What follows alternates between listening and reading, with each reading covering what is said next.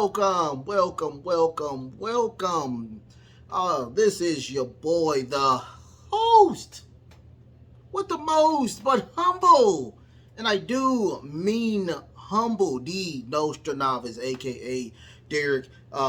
First and foremost, thank you so very much for being a part of the show, you guys. If you're watching it today, you're watching it tomorrow, you're watching it next week, I truly do thank you from the bottom of my heart to the depths of my loins. I truly do thank you guys. Without you guys, it truly wouldn't be me. If you want to do anything, you want to help your boy out, like, share, and subscribe. Like, share, and subscribe, you guys. Like, share, and subscribe. What can I say? I've almost completed what I said I was going to do. I was going to do, trying to do a show each and every day. I felt a little bad for not doing that. I had the script. I went ahead and did it for Thursday. I did one show and then I did another show.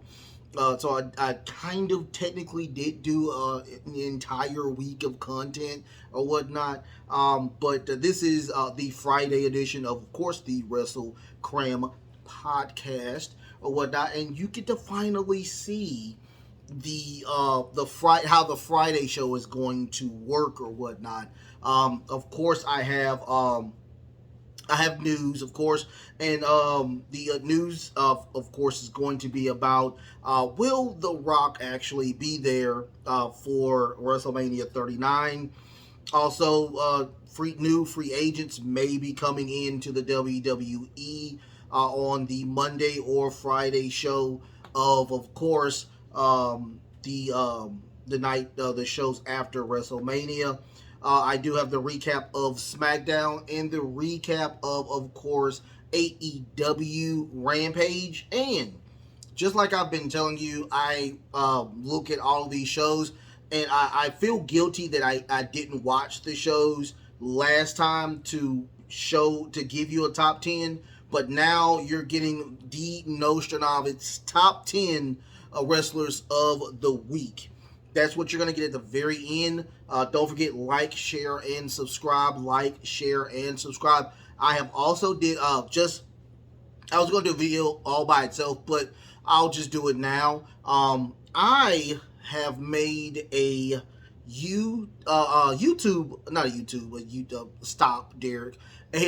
Facebook group page now. The group page is now called Wrestle Cram Super Club. It is pretty much for anybody to get in there and or whatnot and just show your love for your boy Dino Stranavis.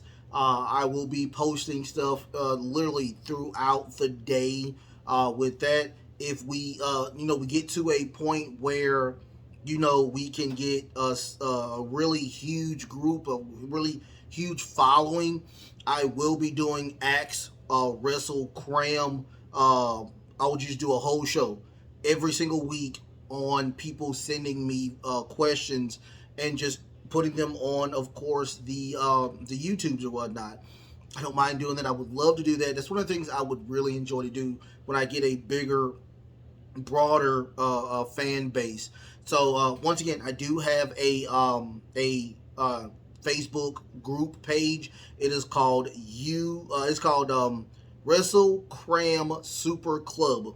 Wrestle Cram Super Club. Hopefully I can put a link in the description. Hopefully I can do that for you guys. But let's talk a little bit about SmackDown and a little bit about AEW Rampage. They were not the best. Once again, they kind of played it safe. Matches I really didn't want to see, and the ending was so lackluster. It truly I'll give you even a spoiler. It was so bad that Roman Reigns is not even in the top 10 of best wrestlers of the week. That's how bad the last segment was to me in SmackDown. I know everybody's keep telling AEW this. You gotta stop putting on your Rampage show right after Dynamite, or whenever you're doing it, or if you're doing it right after Ring of Honor, whenever you're doing it, you gotta stop it because those fans are there for the first part. They're having a great time, and when we get to Rampage, it is just the crowd is dead. They are just drained, and it's just not good. I don't know how. I mean, well, I know a lot how to fix AEW Rampage. I know a lot of ways how to fix it, but this it's just it's truly getting to a point where Rampage is truly unwatchable. But let's go into the news first and foremost. WWE, will The Rock actually be there? So unfortunately, we didn't get, of course, the match that everybody wanted, which was the Tribal Chief and The Rock for, of course, that family supremacy. Who is on the top of the Samoan family? I said Samoa like it's a cookie, but Samoan family with the WrestleMania main event of 39, but we didn't get that. We did get a very, hopefully a really good match, not a great build, but a good match with Cody Rhodes and Roman Reigns. Now, the question is, even if he will, let's say, for instance, that will he be there? There is a strong possibility that he will be there. Of course, he's a super megastar. I think he does still live in Atlanta, in Los Angeles, being that he is a wrestler or whatnot. And Nick Khan, he didn't spoil it, but he does talk about it. He said, expect a bunch of surprises. That's what that's what we're known for. This is WrestleMania. We pulled some of them out at Royal Rumble. Here is here in SoFi Stadium in Los Angeles, 2-night event. We will have to make it big. Of course, you're gonna make it big. My thing is, he lives in Los Angeles.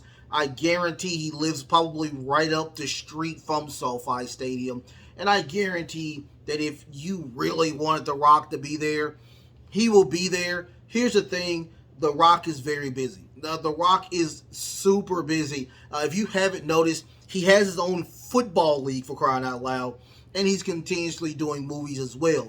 So, if he's in LA, I guarantee he's going to come to the show. I mean, it just makes perfect sense that he will come to the show. But if he's not there, that means he is still doing a lot of stuff. Season 2 of hopefully the XFL will be next year. I honestly thought the XFL was okay for season 1 or whatnot. Hopefully we get more teams, more owners, so we can get a little broader, get a little bigger or whatnot. Now I think the USFL is coming on next month. I am going beside the point. I'm a football fan. What can I say? I'm a football fan. I'm a sports fan or whatnot. I wouldn't be a wrestling fan if I wasn't a sports fan as well. Now on to one more piece of news that I'm going to talk about. Free agencies.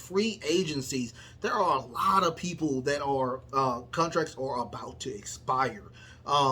3 in particular that I want to talk about. Brian Cage. Brian Cage looks like he is going to be on the road to, of course, WWE as well. AEW did extend his contract until tomorrow, which he is going to be on the Supercard of Honor. Remember, he is part of the trios with the Gates of Agony or whatnot. So I'm guessing they're going to drop those titles at Supercard of Honor. And he's going to now have that be, of course, a free agent. He is he's currently in the trios with the Gates of Agony. And hopefully this is not going to be something crazy unless, he has already re-signed with Tony Khan, which I think he hasn't, because he has not been happy with them in a long time. I said 3 people. I'm going to talk about 4 people. I'm sorry. We're going to talk about Jay White and Akali Bushi. I cannot pronounce his name. I do apologize, but I do know who he is. He's a very well known AEW, AEW, New Japan um, um, wrestler in New Japan. Really, really great. Akadeo Bushi or whatnot. I cannot pronounce his name. I do apologize. But what's going on with Bushi is that he does not want to commit to a full-time contract with anybody. He wants to just have very small contracts where he goes from area to area just wrestling. I think he is. It looks like he's close to probably just tying up his boots and ready to go as well. With Jay White, here's the thing. Apparently, Triple H is very confident to bringing Jay White to the WWE. I've already talked about this, and it does look like that he will be on Monday's show or Friday's show. We have not seen him on AEW, and that was one of the things I did talk about on one of the podcasts earlier, that the longer that he is not on AEW gives them a better chance that he will be on the WWE. And just like I said, the smarter thing would be to take the bigger check and just roll with yourself. Hopefully the Switchblade will be really, really good in the WWE. He does have friends there, of course, Bullet Club members, with, of course, AJ Styles and Prince Devin or Finn Balor. After that, one more person, Kairi Sane. Kairi Sane is contract has expired with the IWGP or New Japan, and she has always talked about coming back to the WWE. She did have good standing with the WWE after she did leave. Now, after she left, she did build a brand new women's division in New Japan, becoming the world champion there after Mercedes Morday took that title off of her. One of her goals into coming back to the WWE, her bucket list is, of course, winning the Women's Royal Rumble, working with Asuka and Io Sky, trying to probably make a stable or going against them and eventually winning the women's world title. I can't be mad at that. Kairi Sane was really, really good in NXT. She did not have the best run in main roster. I will blame it on Vince McMahon and, of course, freaking like Jerry Lawler. I mean, I don't understand the crazy comments he was saying, but I do like the when they were tag champions as I think it was the Kabuki Warriors. I thought it was really fun. Hopefully she comes back. I wouldn't mind a stable. Damage Control is just not good. It hasn't been good since SummerSlam. They have been losing uncontrollably. And I will say this, if they lose at WrestleMania against, legends, it would be a feel-good moment for the legends to win. But like I said, Damage Control truly needs this win. They truly, truly need this win. And Kairi Sane hopefully comes in Monday and, gets, if they do lose, she grabs Io Sky. She gets Io Sky. They make their own faction, make their own tag team, leaving Bayley and Dakota Kai just by themselves. I mean, that would be the only thing that I can possibly think of that could happen. After that, that will be the end of that. That's all the news I have as of right now. Let's get into Smackdown, which was not good, very lackluster, and I tell you this with I'm keeping the kid gloves on because this is supposed to be the WrestleMania, and I will say this before I even start my SmackDown and AEW previews. The builds for these matches have been so bad. So very, very bad. You have so much you could have worked with, especially with the Bianca Belair and Asuka feud. You could have went back to the Rhea Ripley and Charlotte. Those two should have been really good. Theory is not ready to carry a feud by himself. John Cena is busy. John Cena is not going to be there every single Monday to go back and forth with Theory. Theory's not ready for that yet. The only build that I'm really liking, or I was liking, was the Bobby Lashley and the Bray Wyatt stuff. But Bray Wyatt, he got sick, and I understand that. People do get sick. People do get injured. I get sick, and I can't do the podcast. But, that should have been reworked or whatnot. I'm going to talk about the Rumble, which was malarkey. If you know me, if I do a Royal Rumble Royal Rumble segment, I will literally go and pause everything and figure out who was eliminated by who. That's what I usually do. I didn't even do this go around because it was just a disaster. A true disaster. We got a very long, just a nauseating talk between the Usos and Sami Zayn. Just long. 17 minutes, I think it was. 17 minutes of just talking for no apparent reason. And then we get to the end, and I'm going to rip that a new hole, because it was just that bad. It was that bad. But let's get into it. We did get Sami Zayn. The Usos did come out to open the night. Right before they start to talk, we did get Kevin Owens and Sami Zayn. So Sami both get in the ring, and he says, now before the match, we're going to air all of our grievances out. We're going to air them all out between us and you. Sami says, Kevin Owens talks about where when I first got here to the WWE, the first people to extend the olive branch was, of course, the Usos. I had much respect for you. I loved you. Y'all were awesome. But what you did was you tried to take my livelihood. The only person that tried to help me was Sami. But when y'all did that, that was not cool. So now we're going to take those titles away from you. The Usos now, they talk about how blood is thicker, of course, than water. Love is there. We are going to most definitely keep these titles. And they said they specifically started looking at Sami Zayn. So Sami said, blood is only a thing if you make blood is only a thing. And he said, family is really about loyalty. And that's where Sami was talking about, of course, main event Jay.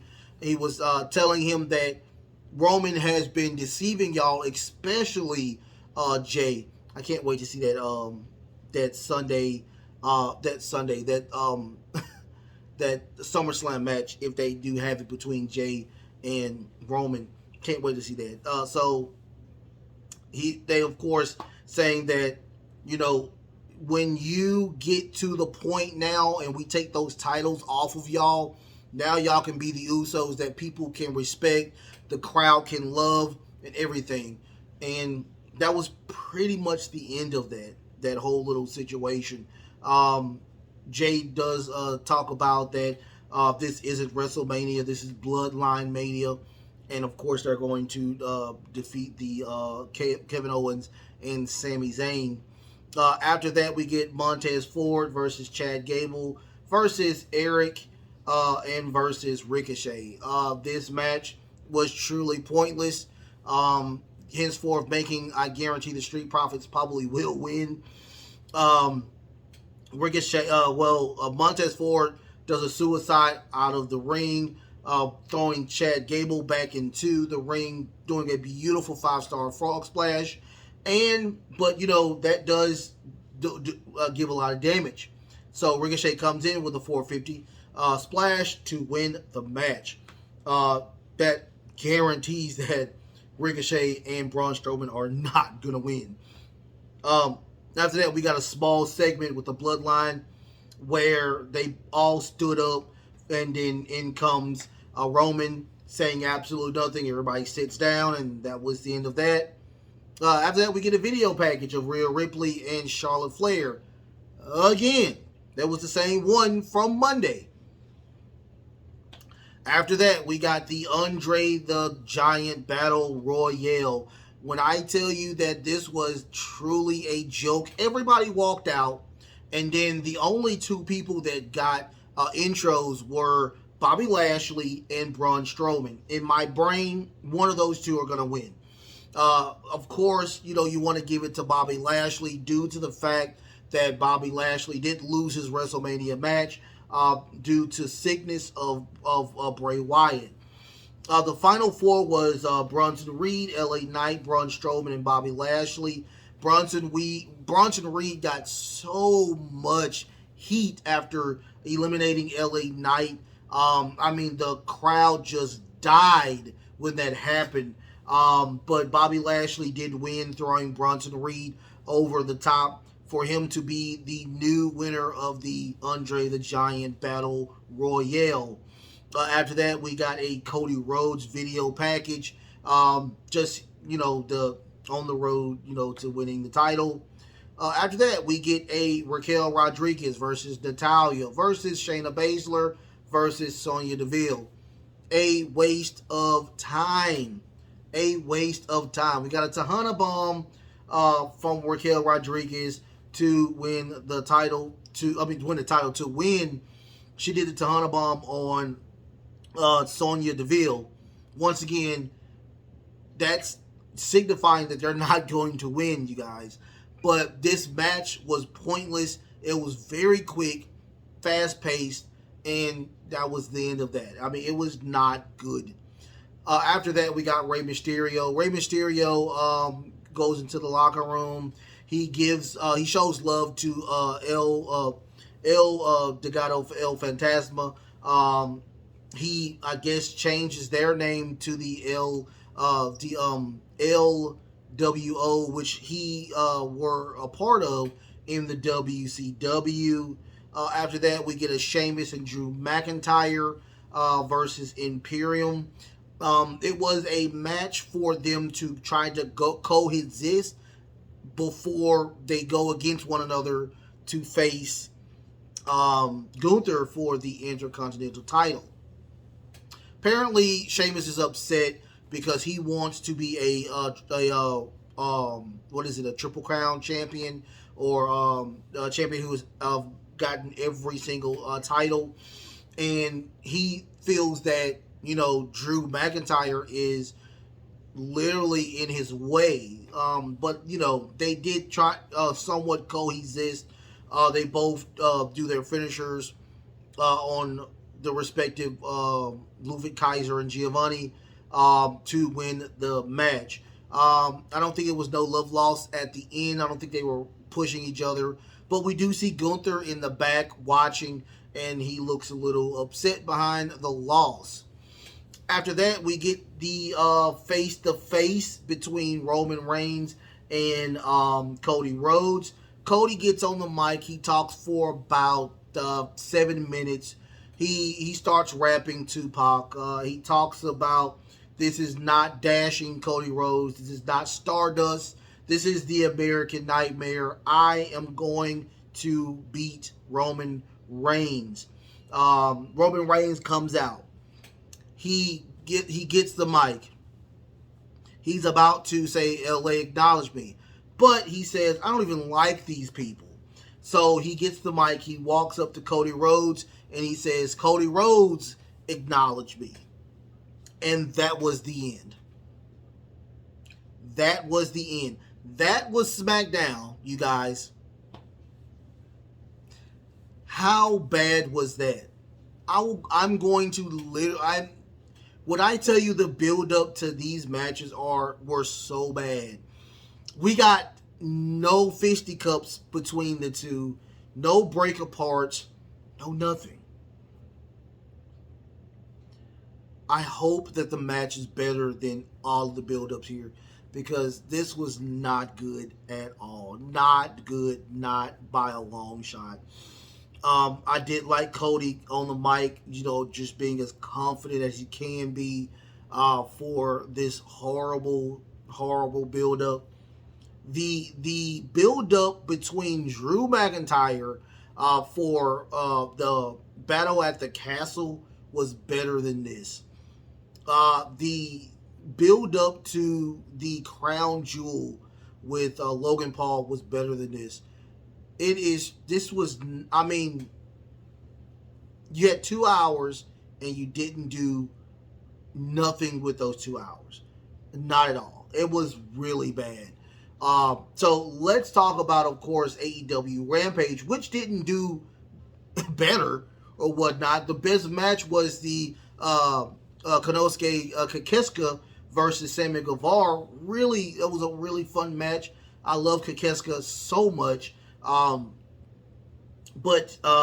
we did get a beautiful suicide dive out of the ring by Kikisaka, landing on Sammy Guevara's knee. We get a crazy German fall apart suplex off the top rope by Kikisaka. It was very, very crazy. We get a beautiful Spanish fly by Sammy Guevara. If you want to watch anything that was good today, that match, that's it. That's all you had to watch of wrestling today. But at the end, of course, Ty Conte grabs the leg of Kikisaka, giving Sammy Guevara the opportunity to put the GTS on Kikisaka to win the match. We do see Darby Allin in the back looking on to see exactly what's happening. After that, we get a QTV segment, which is complete and utter trash. It's just talking about, that Powerhouse Hobbs did win all of his matches and who should be the next opponent. One of the ladies said Bow Wow. I was like, it wasn't even good. It wasn't good at all. After that, we get a contract signing for Hook and Ethan Page to face one another for the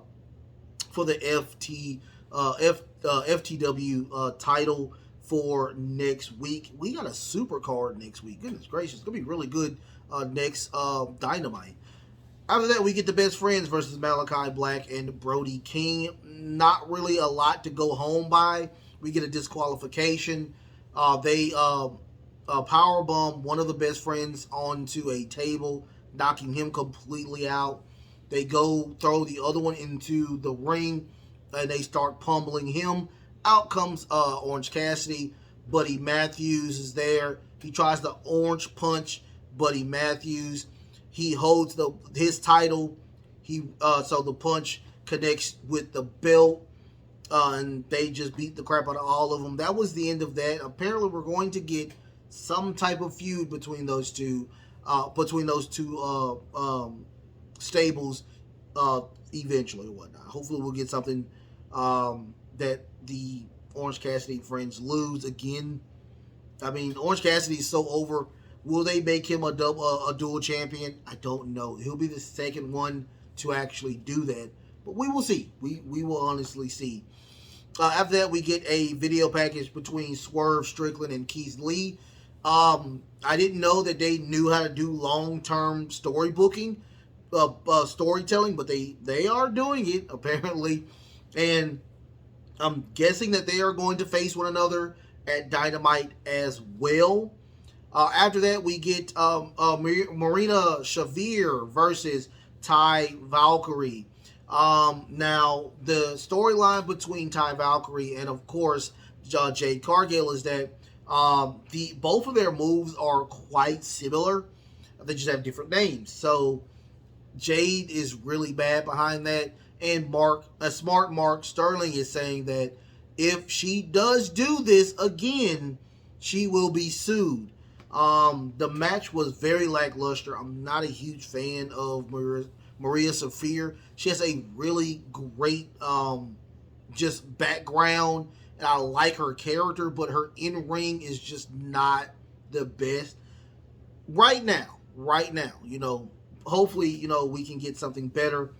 But Valkyrie did very quickly dispose of her with the Jaded, or her move is called the is it Tour of the Viking?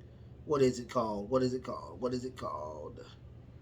what is it called? What is it called? Oh, Road to the Valkyrie. That's what it's called. Road to Valkyrie.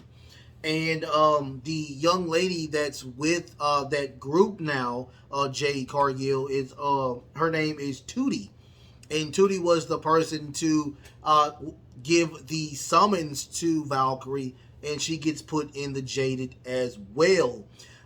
So Jade is truly upset. She's very, very livid. She's sprinting to the ring. Everybody grabs her. This is going to be a very interesting story. I can't wait to see what they do with these two. After that, we get a Anna Jay interview, and they were asking why did she attack Julia Hart, and she was like, well, she almost died in that street fight, so she's going to return the favor. She also says she has a fat ass and a bigger attitude, and she's going to choke her out. Choke her out. So after that, we get the main event, which is Action Andrade versus Juice Robinson. I didn't know that Action Andrade has fell that low to have a match like this. It was not good. Juice Robinson does win with the what's the move called? It's a nice little reverse DDT type thing. And he grabs Action Andrade again to attack him some more, but Ricky Stark's music comes out, and he runs and chases Juice out of the ring, actually out of the arena. Once again, when I tell you that it's just not good, it's not good. Both shows were not good. I was like, I'm so lost behind some of the stuff that I watch. And I haven't seen a full AEW Rampage in a very long time, and all I can say is that this is just it's hard to watch. Like one of my favorite, me and my little brother, shout out to Jerry, one of our favorite movies of all time, scary movies of all time. We both love scary movies. But one of our favorite scary movies of all time is Return of the Living Dead Part 2. It is the most cheesiest movie in the history of history. It is so cheesy. It's the funniest thing in the world, but it's so good. It's so good. I hate to sound like this, but this is something I just don't want to watch. It's just that bad. And I just don't understand that you are doing your show right after your Dynamite. So all of the craziness that is going on now, all of that action, all of that energy is already flooded out. So now you have a Rampage, and just nobody is feeling it. None. Not one person. The crowd is dead. We need to figure out if you need to do another live show, which would be a smart thing to do. But, Fridays might not be that day. Thursday would be a good day to do it. You're not going against WWE. It's a perfect time to do it. And it can be a live hour show. It's a smart thing to do. I don't understand what more you can do. Saturday is not a good time to do a TV show. Just me. I'm just telling you the truth. Thunder was a crash and burn. I wouldn't do it, but it is what it is. That was the recap of course, Rampage. Now, this is where I will give you my top 10 wrestlers of the week. Nostradamus is going to give you the hungry, happy, healthy people here at WrestleCram, the top 10. Number 10 coming in is Ruby Soho. Ruby Soho did a great job with Willow Nightingale. Great time. I enjoyed that match. That was probably the best female match I've seen the entire week, you guys. I'm sorry. After that, number 9, I will give it to Bobby Lashley. Bobby Lashley did win the Battle Royale, and unfortunately, he's not going to be on the card. I hate that. Number 8, Ty Valkyrie. Ty Valkyrie is doing a great job. I didn't enjoy the match per se. I enjoyed the ending of what was going on with that situation. Good job to Ty Valkyrie. Kakeska, I cannot pronounce his name, but that was a really great match, fun match. The only match I can honestly say that was quite really good to look at for the entire day. Um, Sammy Guevara just like that as well. I got Sammy Guevara over Konosuke Kakeshka because Sammy did win the match. Great match between the two. Number 5, Jeff Cobb. Jeff Cobb did a great job with the match with Kenny Omega for the IWGP United States title. That is a match I will tell anybody to go see if you have a DVR, if you can watch it on YouTube. Really great match. I enjoy Jeff Cobb. He is a Samoan as well, believe it or not. Didn't know that. So great job. Number 4, Kenny Omega. Kenny Omega did a great. I mean, the match would not have done as well if it wasn't for him. 40 years old, almost 40 years old, still prime on the top of what he's doing. Even though the storyline is even coming to fruition, great job. Enjoyed it. Number 3 is Adam Cole, baby. The match wasn't the best. The match was not the best, but it's good to see Adam Cole back. I enjoy his music. I enjoy his energy. He is a great addition to AEW, hands down. I enjoy everything that Adam Cole has done. Also, I've heard great things about the All Access show with him and Britt Baker. Number 2, the heel turn of Bryan Danielson. Man, this was something to watch. I mean, you kind of knew it was going to happen due to the fact of Kenny walking, trying to come on, let's go. And we get the psycho knee, and then we get the Bella lock, and he just flexes. I mean, it was so good. Great work by Bryan Danielson. And number 1, of course, Cody Rhodes. Wasn't the best segment, but the week he has been doing great work. Hopefully he does win that title and give Roman Reigns the well-deserved vacation that he truly does need. Top 10. Ruby Soho. After that, Bobby Lashley, Ty Valkyrie, Tenosuke Kakeshka, Sammy Guevara, Jeff Cobb, Kenny Omega, Adam Cole, Bryan Danielson, Bryan Danielson, and of course Cody Rhodes. If you want to, go ahead and give me your top 10. I would love that. I would love that times 12. Give me your top 10. Like, share, and subscribe. Like, share, and subscribe, you guys. You will see me tomorrow. You will see me Sunday as well, okay? I'm finna edit this, and I'm finna go to sleep so I can be up to watch Stand and Deliver. Even if I don't watch it at 10 o'clock, I can still watch it and have time to watch WrestleMania live. But just like I said, like, share, and subscribe. Like, share, and subscribe. Remember, I do have a Facebook group called Wrestle Cram Super Club.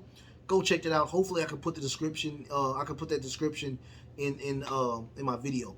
But I love y'all. The best is truly yet to come. The best is truly yet to come, you guys.